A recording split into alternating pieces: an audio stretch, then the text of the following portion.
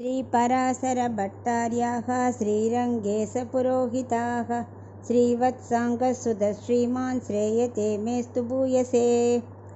இன்னைக்கு ஸ்ரீ விஷ்ணு சஹஸ்ரநாமத்தில் 21வது திருநாமம் நாரசிம்ஹ வபுகு. அதாவது இப்போ நம்ம பார்த்தோம், பிரதான புருஷேஸ்வரக பார்த்தோம் இல்லையா. அந்த திருநாமத்தில் என்ன சொன்னார்? அச்சித்துக்கும் சித்துக்கும் தானே தலைவர்னு சொன்னார். அவரே உபாயம். அவர் திருவடியை பற்றியாச்சுன்னா விரோதியான பாவங்களை நீக்குபவர் ஈஸ்வரன் பார்த்தோம். அப்படியானா விரோதிகளை போக்கின இடம் இருக்கா? யாரானு விரோதியை அவர் நீக்கின மாதிரி ஏதானு இருக்கா அப்படின்னு கேட்டால் இருக்கே. ஹிரண்யகசிபை வழித்தாரே, நான் தான் நாரசிம்ஹ வப்புகு. வப்புகுன்னா திருமேனி, நாரசிம்ஹன நரத்துவமும் மிருகத்துவமும் கலந்த திருமேனி, அதான் நாரசிம்ஹ வப்புகு.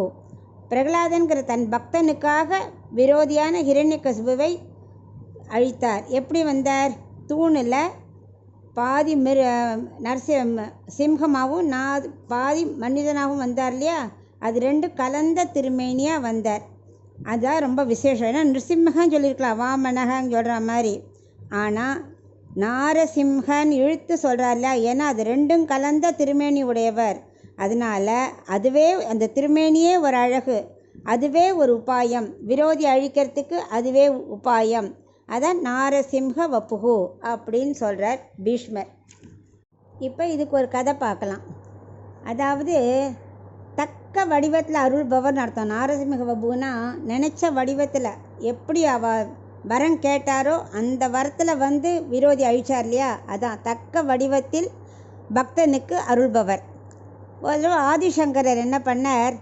மண்டன மிஸ்ரர் என்பவரோட வாதில போனார். போட்டி ஆரம்பமாச்சு. இருவருக்கும் கழுத்தில் மாலை அணிந்து வாதாட வேணும். யார் மாலை முதல்ல வாடுறதோ அவர்கள் தோற்றதாக ஒப்புக்கணும். வாதம் தொடங்கியது. மாத கணக்காக சென்றது. மண்டன மிஸ்ரர் மாலை வாடியது.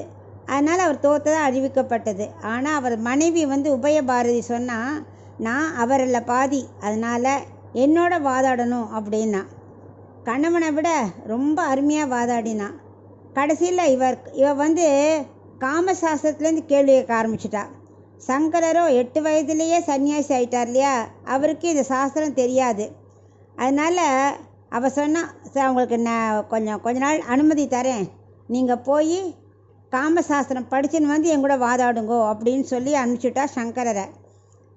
அமருகன் ஒரு ராஜா. அவன் மாதுன்னு எல்லா கெட்ட பழக்கமும் போய் இறந்த சடலமாக ஒரு இடத்துல இருந்தான். அவன் போயிட்டான், கெட்ட வழக்கத்தினால ஒரு நாள் போயிட்டான். அதை பார்த்த சங்கரர் என்ன பண்ண, ஒரு கூடு விட்டு கூடு பாய முடியும் இல்லையா. அப்போ என்ன பண்ண, ராஜாவோட உடலுக்குள்ளே போய் அங்கே போய் காமசாஸ்திரம் அறிஞ்சின்னு வரேன் அப்படின்னு, அதுவரை என்னோடய உடலை நீங்கள்லாம் பத்திரமா மறைவிடத்தில் வச்சுட்டு பார்த்துக்கோங்கன்னு சிஷ்யர்கிட்ட சொல்லிவிட்டு, சிஷ்யர்களும் சரின்னு ஒத்துன்ட்டா. இவர் ராஜா நாட்டிற்கு எல்லாம் கற்றறிந்தார்.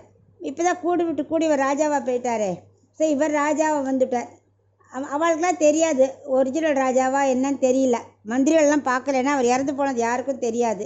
ஸோ மந்திரிகளுக்கு இவர் ஒரிஜினல் ராஜான்னு நினச்சிட்டு இருந்தார். ஆனால் போக போக தெரியறது, சந்தேகம் வர ஆரம்பிச்சிருது அவளுக்கு. என்னது, நம்ம ராஜா மாதிரி தெரியலையே, கொஞ்சம் யோகி மாதிரி தெரியறதே, இப்போ தான் சன்னியாசி மாதிரி தெரியறதே அப்படின்னு அவள் நினைக்க ஆரம்பிச்சிட்டா. அப்போ என்ன பண்ணா, ஸோ இவர் ஆட்சி செஞ்சாக்க நாடு நன்னா இருக்கும். ஏன்னா இவர் தப்பெல்லாம் செய்ய மாட்டார் இல்லையா, சன்னியாசி ஆச்சே.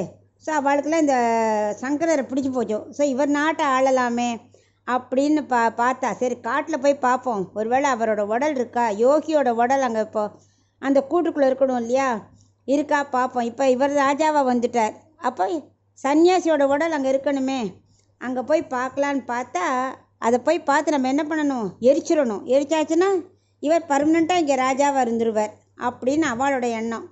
உடனே சிப்பாய்கள்லாம் காட்டுக்கு போனால் தேடுறதுக்கு பார்த்தா, ஒரு புதல்ல சங்கரனோட உடல் இருக்கிறத பார்த்தா, அதை எரிக்க ஆரம்பிக்கிறா.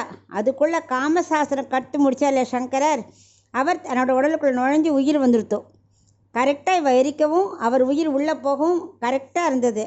அதுக்குள்ளே அவர் வச்ச அவள்லாம் தீ வச்சுட்டாலே, அதனால் கை எரிய ஆரம்பிச்சிருத்தோம். அப்போ அவர் என்ன பண்ணார், நரசிம்ம பெருமாள் தான் பிரார்த்தித்தார். ஆபத்துன்னு கூட்டா உடனே ஓடி வரக்கூடியவர் நரசிம்மர். ஸோ அந்த சோஸ்திரத்தை அவர் சொல்ல ஆரம்பித்தார் சங்கரர். உடனே நரசிம்மர் என்ன பண்ணார், 16 கைகளோடு தோன்றினாராம். 2 கைகளில் சங்கு சக்கரம், 2 கைகளால் சங்கரரை பற்றினாராம். 2 கைகளால் தீ அணைச்சார். 2 கைகளால் அணைத்து ஆறுதல் கொடுத்தார்.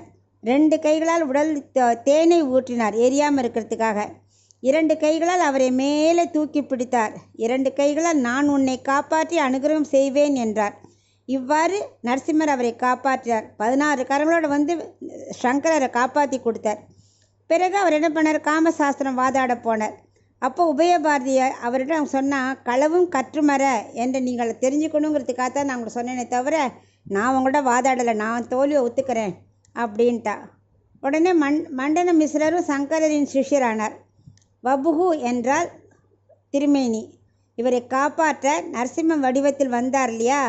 ஸோ நாம் எப்படி கூப்பிடுறோமோ அப்படி எந்த வடிவத்திலையும் வந்து காப்பவர் தான் பகவான். இவர் கை கொடுக்கும் தெய்வம், அதுதான் நரசிம்மர். எனவே நாரசிம்மிக வபுகு அப்படிங்கிறனா என்ன அர்த்தம்னா, நமக்கு எந்த சமயத்தில் கூட்டாலும் நமக்கு கை கொடுப்பார்.